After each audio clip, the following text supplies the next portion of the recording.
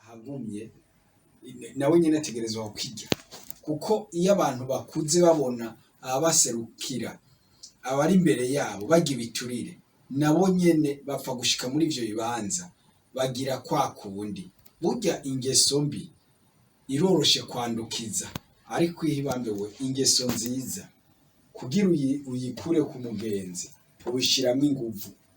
Vyari yerekanije rero mu bantu yuko bigoye guheba igiturire. Ivyo biramaze kuboneka.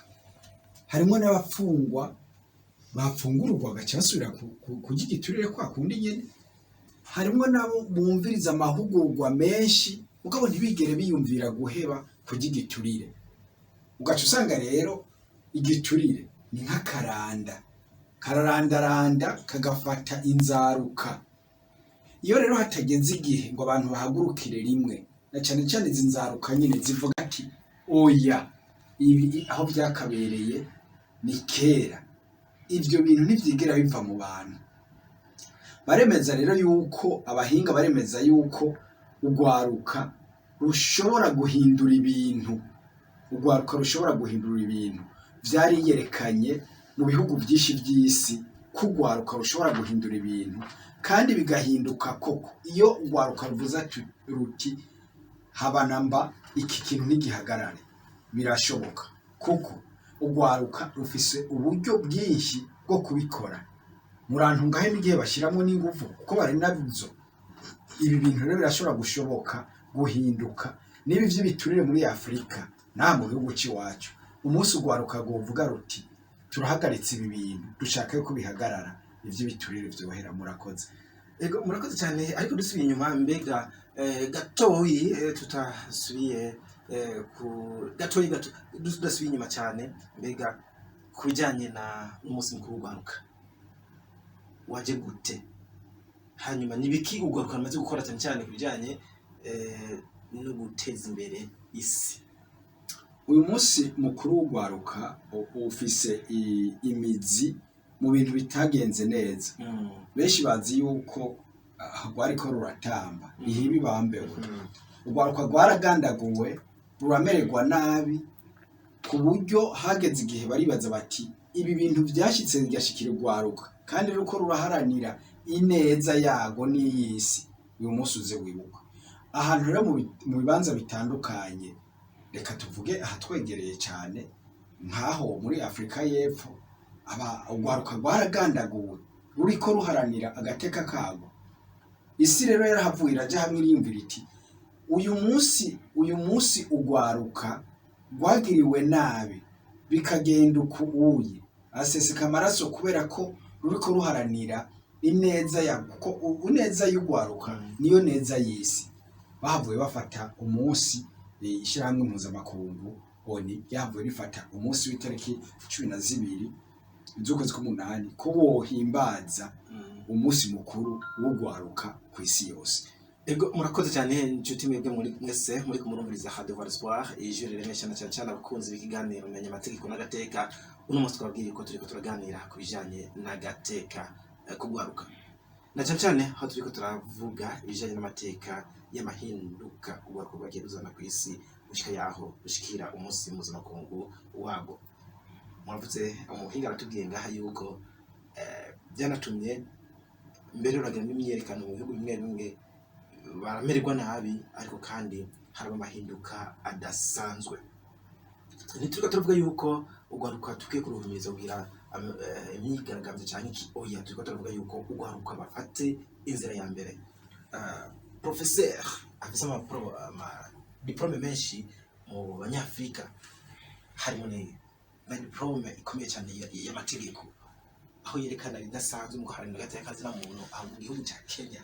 Atubwira yuko urwaruka rukomeye, ariko kandi akavuga ati yuko igiturire gisumba intambara mu kwica abantu.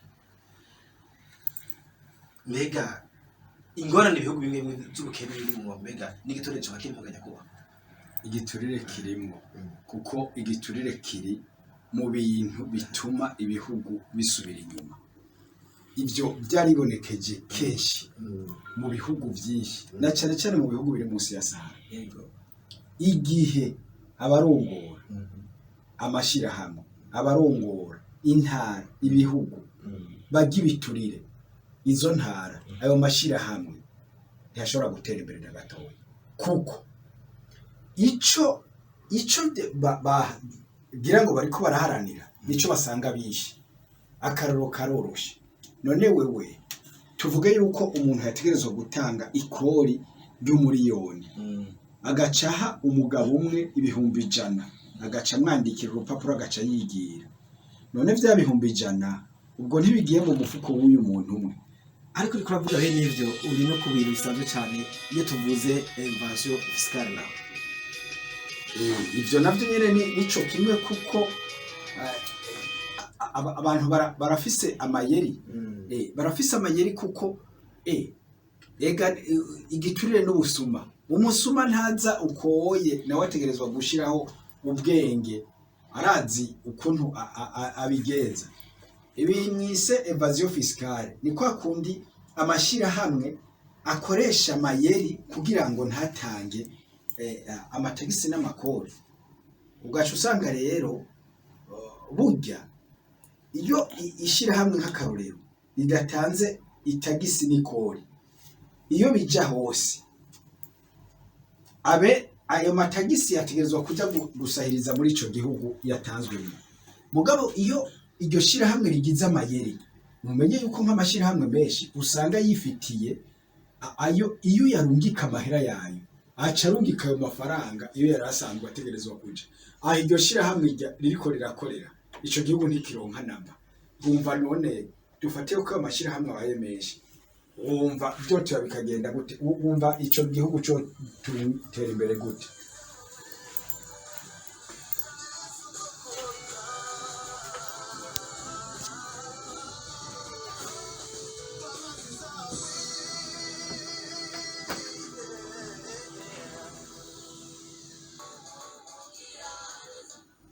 turashishikara tubakozi mwebwe maze muri kumwe natwe tubandanya aho turiko turavuga ku munsi mpuzamakungu wahariwe urwaruka, ariko kandi twebwe uno munsi tukaba twashimikiye ku bijanye n'igiturire.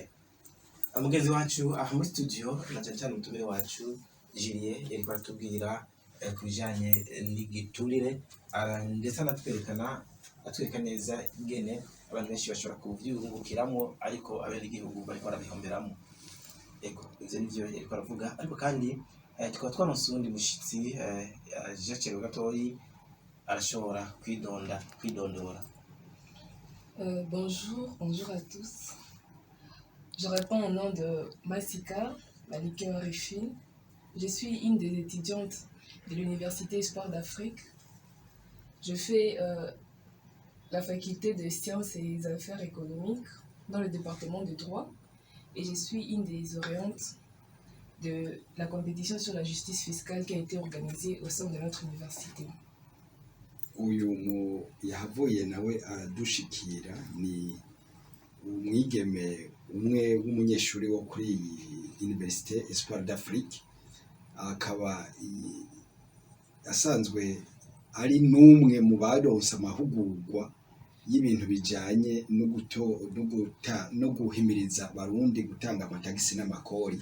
Byari byatunganijwe n'ishirahamwe YTGNA. Iryo hugurwa naryo rikaba ryabereye ngaha nyene kuri kaminuza y'umwizero wa Afrika. Ego urakoze cyane. None igihe tuvuze corruption utumvike. Ok. Parlons de la corruption. Moi, j'entends au fait... wewe ariko aradufasha uko wewe nk'umwigeme umunyeshuri uko atahura ico arico igiturire. Le fait pour une personne investie d'une fonction déterminée, une fonction publique ou privée, d'accepter ou bien de solliciter un don ou un avantage quelconque en vue d'accomplir ou de s'abstenir d'accomplir un acte entrant dans le cadre de ses fonctions. ati igihe rero ashoboye gusaba ikintu cyangwa akemera guhabwa ikintu kugira ngo akore ikintu kinaka cyangwa areke gukora ikintu kinaka, ico nico bita igiturire. iyo bavuze naho justice fiscale, wewe nk'umunyeshuri yagize débat, justice fiscale ni iki? La justice fiscale, c'est le fait d'appliquer les fixes dans un territoire donné d'une façon favorable pour une communauté donnée. Ariko tubarira yuko ibintu bijyanye n'ubutungane bufatiye ku matagisi n'amakori ni uko amatagisi n'amakori abakozi ba leta baronka ibintu nk'ibyo batembe bita ubutungane bujyanye no gutanga amatagisi n'amakori. Igihe bavuze yuko rero iko igiturire cyica benshi gusuma intambara utahurike. Une fois si on demande que la corruption tue beaucoup en Afrique, plus que la guerre, qu'est-ce que tu comprends? Si on dit que la corruption tue beaucoup plus en Afrique que la guerre, c'est tout à fait exact, puisque c'est une guerre qui n'est pas physique au fait. C'est une guerre qui est qualifiée pour une guerre, disons, économique ou bien financière, une guerre qui peut tuer en silence. Donc ça tue, les victimes sont plus cachées que visibles. Ati igiturire rero si ikintu kiboneka uku n'amaso, usanga bene abo gihitana usanga kenshi bataboneka ukoye, bibera mu kayengera. Ni naco gituma usanga cica abantu benshi kurusha ingwano, kuko ingwano yo yahiri kwirabera iraboneka. Urakoze cyane, merci beaucoup. Julien va nous parler de la situation générale ici dans la région des Grands Lacs, et vous allez nous parler du Congo ainsi concernant de la corruption. On commence par Julien. Reka Julien tangure namwe rero mutubwire ingene bimeze ngaha mu karere cyangwa muri Afrika muri rusange, harimo n'Uburundi naho cyatubwira ibijyanye na Congo. Murakoze cyane. Muri aka karere kacu igiturire ntikirahava, naho amaleta ashiraho inguvu n'uburyo, igiturire ntikirahava. Reka mperaho mbaye aha nyene mu Burundi haraheretse kubera inama igira gatanu yo ku rwego rwa Afrika iraba ibiturire, byo kurwanya ibiturire. Mukamenya mbere yuko Uburundi bufise ikibanza gikomeye muri ivyo bintu, kuko ntikibufise kubera ko arico gifise iby'ibiturire bikomeye, mugabo caratowe nk'ibihugu biriko biragerageza. Uburundi buri mu bihugu biriko biragerageza cyane gose kurwanya ibiturire. Muri iyo nama iherutse kuba yuguruwe n'icegera c'umukuru w'igihugu, yabereye ngaha, haje abaserukira ibihugu 29, yarerekanye neza yuko hakiri agahaze mu kurwanya ibiturire. Nico gituma ugwaruka kuri uno munsi duhimbaza, nako twawuhimbaje ejo, kuri uno munsi, kuri kino gihe turiko turahimbaza umunsi mukuru w'ugwaruka. Ugwaruka twebwe nko mwishirahamwe iwacu turuhamagarira gufata iya mbere kurwanya ibiturire, kuko igiturire kikabandanya ibihugu vyacu ntaho bizoja, bikaba bitateye imbere mu butunzi. Nabwo ugwaruka nabwo rugira ingorane. Igihe rero ugwaruka rugize ingorane kandi ariko rujejwe kubaka igihugu ntigishobora gutera imbere, kuko ni nabo bafise inguvu. Izo nguvu rero batazironse mu buryo bujanye n'amafaranga, nta gihugu gishobora gutera imbere. Ndabibutse neza yuko Uburundi buri mu bihugu bifise ugwaruka rwinshi. Mu gifaransa bavuga ngo les pays jeunes. Ugwaruka nibo bafise igitigiri kinini ugereranije n'abantu baba mu Burundi. Ugwaruka rero kubera izo nguvu bafise, nico gitigiri kinini bafise, barashobora kwikora kuri ivyo bintu bibiri bagahagarika, nimba batogerageza guhagarika igiturire. Kuko urumva nariko ndavuga muri aka karere k'iwacu, abo bari baje abo bantu bari baje baserukira ibindi bihugu, barerekanye nabo nyene muri iyo nama yuko ni wabo bitera ngode, kiretse gusa yuko keshi umuntu yama afata yuko iyo ahabaye ariho ibintu vyayangaye naho hirya ibintu ntibigenda neza cyane. Murakoze. Ego murakoze cyane. Aratubwira ingene bimeze muri Congo. Par rapport au Congo, nous pouvons dire que la corruption, telle qu'au Burundi également, la corruption a pris une ampleur qui est vraiment insatisfaisante. Alors, bon, si nous pouvons dire les causes ou bien les méfaits de la corruption au Congo, c'est vraiment... Iki naco catumwe nuko giterwa n'ibintu bitandukanye byo mu buzima, telle que la culture, imigenzo, la religion, amadini, les genres, ibi bintu bijanye n'imibereho y'abantu, uko abantu babayeho, la classe sociale, uko abantu batandukanye, ibi vy'amoko, ou même la réputation de la personne. Canke uko umuntu asanzwe azwi. En tout cas, la corruption, pour ce qui est de, disons, de ces siècles que nous sommes en train de vivre, mu bijanye muri ino minsi tubayemwo ibijanye n'ibiturire, elle est considérée comme une menace très grave. Ni ikintu kiriko sinzikaza isi kandi ikintu gikomeye cyane. À la sécurité, umutekano, et à la stabilité de la société. Kandi n'ukuntu abantu bobaho. Elle fait perdre toute motivation. Kiraca intege abantu. À nous les jeunes qui voulons faire des études. Cyane cyane nk'ugwaruka ruba ruriko ruragira amashure. Puisque nous avons comme l'impression que la réussite, kuko bibaza yuko cyane cyane nko ugutsinda dépend de relations et non de nos capacités. Bica bitangwa nuko afitaniye utunaturiye n'abantu ukuyemwo ubushobozi. Mugabo ntawo kwibagira yuko atamuriro urumwotsi. Nous pouvons dire tout ça, mais en tout cas la corruption est parmi les facteurs qui nous démotivent aujourd'hui nos jeunes.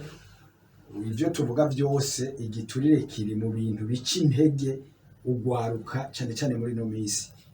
Ainsi, par rapport à la RDC, nous trouvons la corruption partout, dans toutes les entreprises et même sur les marchés. Cyane cyane rero nko muri Congo igiturire kiri ahose mu mashirahamwe hose aho uca hose. Et nous pouvons prendre l'exemple de quelqu'un qui fait la queue pendant 4 heures pour recevoir un produit. Ati nk'akarorero dufate nk'akarorero k'umuntu ashobora kurindira amasahane arindiye ikintu kanaka. Mais une autorité qui descend de sa jeep, dans 5 minutes, il est servi. Il est même accompagné jusqu'à sa voiture. Ati mu minota 5 haje umutegetsi, mu minota 5 akaba aronse ico kintu mwari mwicariye ngaha amasahane murondera, mbere nyine gutanga ico kintu agaca muherekeza no gushika ku modoka ya jajemi. Anatanda mbega Julien ngaha mu Burundi ho bimeze gutsi ibyo byo babihariye cyane.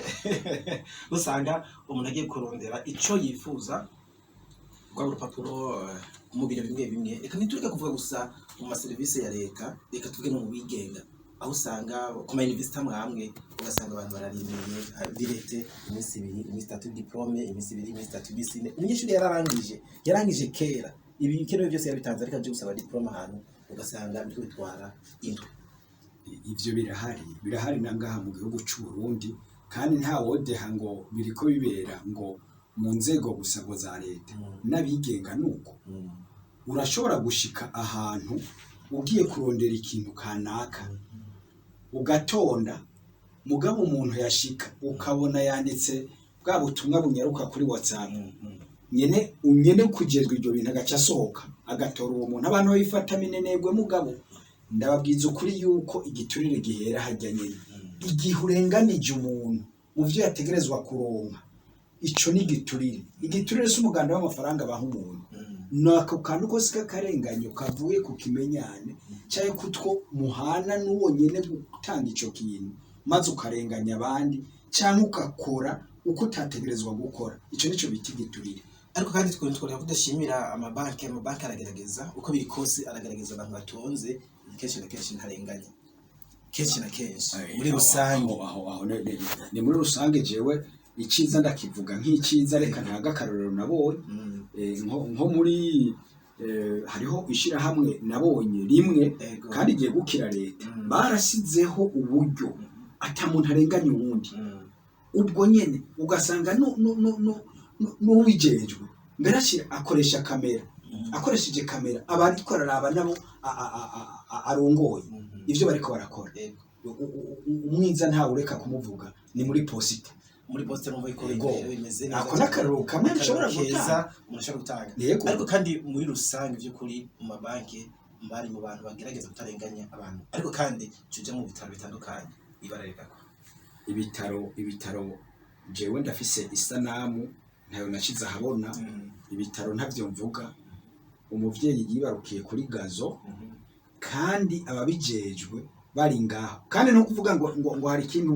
ngo bariko barakora cigitangaza ahubwo bariko barayaga n'abantu b'abagenzi babo bari baje kubaraba ivyo naravyiboneye ariko muri ya ntumbero yo kutacafuza cyane inzego turaraba ahandi tubicisha ati murabarira abantu banaka bisubireko ibi bintu nakamaramaza mu gihugu ariko kandi hari n'ahandi usanga banabura ugasanga bavyariye hanze nkuko bivuze nyine bavyariye hanze mu mavalante cyangwa kubera kutakigwa neza ivyo rero ni ibintu byibonekeza cyane mu bitaro bitandukanye kandi abantu bayoboye ibitaro bitandukanye baratwihanganira ariko rero umbabarire wamenyesha amakuru nabo babijejwe ntitubanje ko cyane hari igihe bataba bafise uburyo bwo kwakira abavyeyi mugabo twe dushimikira kuri abo bantu bataba bakiye nk'uwo muvyeyi akanakaroro gasanzwe turiko turatanga mu buntu atakira uwo muvyeyi mugabo ataca ariko arakora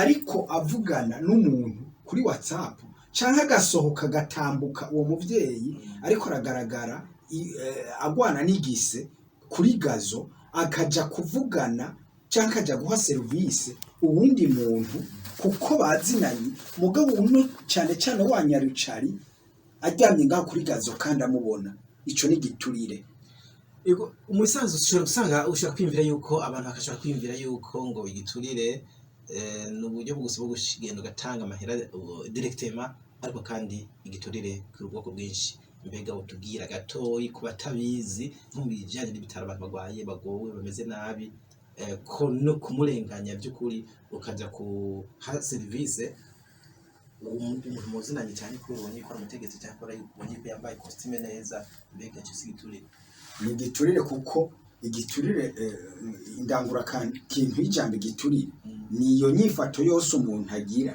kuko hari ico yahawe canka aziga kuronka canka afitaniye ubucuti n'uwo ariko arakorera ico kintu ariko arakora uko atategerezwa gukora ico ni giturire rero nahajya ko kwa muganga nk'akarorero umuganga ashobora guta umuntu akamutangaho muganga akaja gutora uwundi akaja kwakira uwundi kandi washitse mu imbere ariko arasinzikarira imbere yiwe nico ni giturire kuko uwo nyene gukora ico kintu ntaba gikoze uko abakoze ico kintu iyo nyifatagize abayigize kuko ari ico arindiriye kuronka ico ni giturire igihe kimwe twariko turaganira kuri bijanye no kwakira abantu batandukanye ndababwira yuko nasabye Imana yuko mu vyigwa nzokora nzokwiga yuko azoba umuntu kwiga ibijanye n'amategeko y'ikutaro ndavuga yuko droit international de la santé aho usanga mu gihugu cyacu cy'u Burundi abaganga barambabarira nk'umuntu yize amategeko bibabwira ngo bahiriza amategeko y'agatekazi n'umuntu kuko ahandi kwakira umuntu nabi nyine cyane umuntu kugupfana kubera byavuye ku bunebwe wawe cyangwa kutamwitaho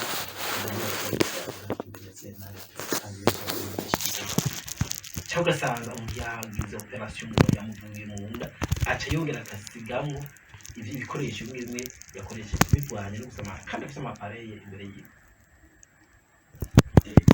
mugabo twebwe ahanini ngaha muri aussi on est en train de parler de la situation de la corruption au niveau des hôpitaux.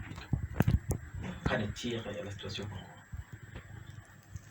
Au niveau des hôpitaux, la corruption au Congo, disons que c'est la même chose. Il y a toujours ceux qui sont favorisés par rapport aux autres. Mu gihugu ca Kongo ati ni nk'ahandi kwa muganga harimwo abantu bamwe baronka uturusho ugereranije n'abandi. Vous pouvez voir une malade qui vient soit pour une opération, on lui donne 5 jours dans une salle d'opération ou bien dans une quelconque salle de l'hôpital. 5 jours. Ugasanga nk'umuntu yaje nko kubagwa bamutegekanirije imisi 5 ari muri ico cyumba agwariyemwo. Mais dans 2 jours, elle n'a pas encore fini soit l'argent qu'elle a payé pour la salle. Ariko nko mu minsi 2 ugasanga ntiyari bwamare amafaranga yarihe yandi imisi 5. Vous voyez, on veut vous dire non, voilà, il faut que vous puissiez vous déplacer pour votre autre salle parce qu'il y a quelqu'un qui doit occuper celle-ci, on ne peut pas la mettre dans l'autre là. Ati rero haraje ubundi wewe reka tugushire ahandi mu kindi cyumba kiba yabaye kuko uyo muntu aje ntidushobora kumushira muri kiriya cyumba tutegezwa kumushira muri iki urimo. Pourtant, la personne peut-être elle a même payé moins que vous, mais elle est reconnue, elle a une réputation, elle est de leur église, de leur religion, je ne sais pas, de leur parti politique. Ati ariko ugasanga n'uwo muntu ntiyaragwaye kurusha wa wundi ubwa mbere mugabo kubera ko uwo muntu asanzwe azwi cyane nk'ubu basangiye umugambwe basangiye idini cyangwa basangiye ibindi bintu uwo muntu gasanga ararenganijwe kubera uyu wundi aje asanzwe azwi. On néglige de cette façon alors qu'il est reconnu le principe selon lequel tout le monde est égal devant la loi. Ariko ugasanga bariko bafata minenegwe uwo muntu kandi twari tuzi neza yuko abantu bose imbere y'amategeko bangana. Alors que ce soit aux hôpitaux ou bien dans d'autres services sociaux, en tout cas la corruption est prime. Usanga rero haba mu bitaro haba mu bindi bundi buzi ugaca usanga igiturire biribonekeza uja kwitura umuntu kubera naka basangira inzoga yashika wewe agaca kurengana akaba ariwe bakira wewe ugacurindira kandi ivyo basangiye ntububizi mugabo wowe ico muba musangiye nuko agutunganiriza muri ivyo waje kumwiturako mugabo ugacubona urarenganijwe wanashaka wawundi asohotse agaca hinjira n'ubundi wewe ari watanguye ngaho ukaguma ngaho burya nico n'igiturire. Urakoze cyane. Mbega none ko tuvuze ngo la corruption irice gusumba intambara ndigiki ugwaruka twabwira no munsi mu minota 12 byosigaranye. Ugwaruka go bimenya neza. Barumenye neza yuko nkuko uyu mushikacu wo muri Kongo yabivuze igiturire ni ingwano igendera hasi nta masoro ivuza mugabo ni ingwano ikomeye iruta ingwano tuzi ifise amasoro. Igituma iyo habiko havuga ingwano y'amasoro urumva aho iri kwiravugira urashobora no guhunga mwe giturire ntukimenya kuko no mwisengero mwamwicaranye n'uwugi giturire mugabo uri kuragwana afise inkoho uranamubona n'amaso mugabo umuntu agiye giturire ntawugenda ubonye. Ubwa kabiri ingwano urashobora kuyihunga ukayihungira mu kindi gihugu ukava iri kwirabera mwe giturire nukijya ntiushobora guhunga kuko naho wohunga murahungana n'uwo muntu none ko ataboneka kutamuzi. Ubwa gatatu igiturire cica abantu benshi kubera iki umwe twafatiye nk'umuntu dufate nk'umuntu akora kuri douane abakora kuri douane bambabarire umuntu yategerezwa kudoduana imiliyoni 10 zigaca zija mu bigega vya leta mugabo baciye bamukubita umuliyoni umwe aciye amwandikira ati irenganire uwo muliyoni umwe kuko awuronse utamugoye araraburiye ubwo muri ca kigega ca leta nta kintu cinjiyeyo.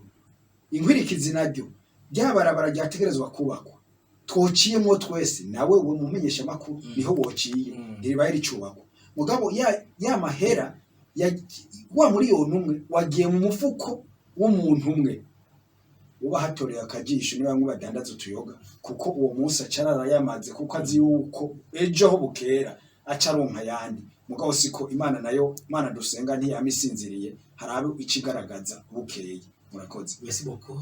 La corruption tue plus que la guerre. Qu'est-ce que tu peux parler? La corruption tue plus que la guerre. Alors, par rapport à cette question, elle est réelle, elle est pratique. Ingwano yica abantu benshi, igiturire murantunga cica abantu benshi kuruta ingwano. Ivyo nivyo kandi n'ukuri kuko no mu ngiro biraboneka.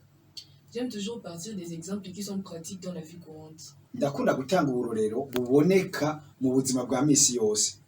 Prenons l'exemple, si mon père, à moi, il a fait ses études, ou bien mon frère, c'est lui qui doit nourrir notre famille, mais vous le refusez un poste, Nk'akarorero nimba papa we wanje yarize kandi akaba ari we niyaronka akazi ategerezwa kugaburira umuryango wacu, iyo mu mwimya akazi certainement puisque non, il n'est pas de la même religion que vous, vous avez privilégié quelqu'un qui n'est même pas du domaine que vous cherchez, mais qui est de votre église. ariko mugaca muza kurondera guha akazi uwo atari asanzwe afise ubumenyi nk'uyu mupapa we wanje, mugabo kuko musangiye idini canke musangiye ibindi. Alors, qu'en est-il de ma famille alors à moi? La famille que l'homme là devait nourrir, qu'en est-il de notre avenir à nous? None wa muryango wategezwa kugaburirwa na wa muvyeyi bica bigenda gute? Akazoza kawo wamuka ko gaca kaba kahe? Certes, il y aura la paix dans les pays, il y aura la paix, il n'y aura pas des coups de feu, tout le monde fait sa vie, mais nous sommes en train de mourir. Nivyo nta ngwano izoboneka iboneka neza, ariko babandi bo bagize wa muryango waburabuzwa bariko barapfa. Oui, mais on va vous dire que non, si vous n'allez pas d'abord, puisqu'on ne vous a pas accepté au poste, vous allez plaider comment? Donc vous êtes obligé de subir. Rero ko baba barakwimye ka kazi wariko urasaba kubera ko bafitaniye ivyo bahuriyeko, uzofasha iki abujejwe? Donc nous allons dire que la guerre elle est mieux puisque lorsque la guerre se manifeste alors tout le monde n'est pas à paix, tout le monde cherche comment est-ce qu'il va stabiliser les choses, le gouvernement s'inquiète. Ati ingwano yo iragendeka, ati ko ingwano igiye itanguye abantu bose barumva yuko batari mu mutekano, amaleta nayo cyarondera ukuntu ibintu byosubira mu buryo. Mais lorsque je suis victime de la corruption, personne ne saura, personne ne va s'en inquiéter, tout le monde va continuer sa vie. Mugabo iyo umuntu ariko aragirirwa nabi kubera igiturire nta n'ubimenya kandi nta n'uzokwiyumvira ati ngaho ariko habera ingorane, umwe wese abandanya baho nk'uko umenga nta cyabaye. Et malheureusement cela commence à devenir un système de vie. Ikibabaje rero ngo nuko usanga ivyo byaramaze kwinjira mu mibereho y'abantu. Alors qu'est-ce que les jeunes peuvent faire pour Pourquoi combattre la corruption? Nous jeunes, ce que nous pouvons faire face à cette corruption, nous devons réveiller notre conscience premièrement. Ugwaruka rero nka twebwe icyo dukwiye gukora imbere y'igiturire nuko dukwiye gukangurira uko twigenza imyitwariko yacu. Dans des petites choses qui nous sont données à faire maintenant alors que nous n'avons pas encore des postes qui sont vraiment signifiants. Naho tutararonka ibibanza bikomeye muri ivyo bito byose tumaze gushingwa kurongora, nous devons tout faire pour être les plus justes que possible. Dutegerezwa kwigora kugira ngo tube abantu atagasembwa bafise. Puisque le développement doit commencer de quelque part de toutes les façons. Ivyo arivyo byose iterambere rihera ahantu hamwe. Si nous nous disons, mais est-ce que c'est moi qui vais venir changer maintenant le pays qui est pourri depuis longtemps? Ça ne sera jamais fait. Nitwayibaza ati none nitwebwe dukwiye gukiza ibintu biza byarayangaye haciye iminsi. Mais soit si je suis fidèle dans des petites choses aujourd'hui, je serai aussi fidèle dans des grandes. Ariko ni igihe mbaye umwizigirwa muri ibi bintu bito amaze kuma, reka no mu binini nibikomeye nzobo umwizigirwa. Donc nous les jeunes devons vraiment tout faire pour ne pas chercher à être corrompus ou bien à corrompre, puisque c'est en train de détruire notre morale et une fois dans les temps ça sera toujours pareil. Ubu twebwe rero ugwaruka twategerezwa kugerageza uko dushoboye rwose kugira ngo ntidutanga ibiturire kandi ntitwakire ibiturire kugira ngo tuze twogorore. Ego Julien, namwe mu ugwaruka tuzi abantu bangana gute? Iri jambo gwaruka narisubiyemo mbere, nko mu ibihugu ntibitahura kimwe iri jambo gwaruka. Muri rusange ugwaruka n'uwo muntu amaze kurenza imyaka 18 gushika hafi 45. Mugabo mumenye neza yuko ijya oni ifata umuntu ashikije imyaka 35 gushika arengeje imyaka 35, uwo ntibamwita ugwaruka. Uko rikose niko biri, nituze turajya injyatsi zitarizi wacu dufate kuri 35. Yego mbega none ufatiye kuri 35 nyene nibo ejo bazoba bariko barafata ingingo zikomeye. None ni gute dufatiye kuri Professeur Patrice Lumumba, ni gute umajambo bakitanditswe cyane muto, ni gute ugwaruka rukwiye kugwanya ibiturire kugira ngo ejo ruzobe rufise kazoza keza? Ugwaruka icambere gogira icambere no gufatira karorero ku bihugu vyagwanije igiturire bikabishobora. Ivyo bihugu birahari, ibintu byose hajya ubwenge babwiga ku bandi, niko bavuga. Uyu muhinga Patrick Roch Otieno Lumumba wo muri igihugu ca Kenya arerekana neza yuko ivya mbere gituma ugwaruka rudakora cyane ku giturire, rurasamara, rusamazwa n'ibintu ataco birumariye, rukaza rusanga ahubwo rwaguye mu vy'ibiturire kuko ataco rukigira. Aha ngaha aratanga akarora ati Barcelona iri kwirakina, Manchester iri kwirakina, ugwaruka rwo muri Afrika ruvuze indi rukuva mu gatondo gushika ku mugoroba. Mugabo bavuze wari igiturire wo muri Afrika ntibasubira no kuvuga, umenga ntibibaraba. Ati rero ugwaruka rukwiye kuraba ibirurabo bwa mbere, ibindi bikaza mu nyuma. Ati ibyo navyo icambere no guhagarika iyi ngwano itagira amasasu yitwa igiturire, kandi iyo ngwano imaze kurigita abantu n'abantu tukaguma twihoreye kandi tubibona. Ego murakoze cyane, tugira turangiza ikiganiro cyacu cy'uno munsi. Sinzi ko bavuze akajambo kanyu mushobora kurangiriza ko. Akajambo kanyuma jewe nurangiriza ko ugwaruka rumenye yuko arigo gwikoreye iterambere ku mutwe. Iterambere naryo rimeze nk'inzavya za nkono zirumba, ugaterera hasi rirameneka, ukarita hasi rikameneka, urakwirikira. Murakoze.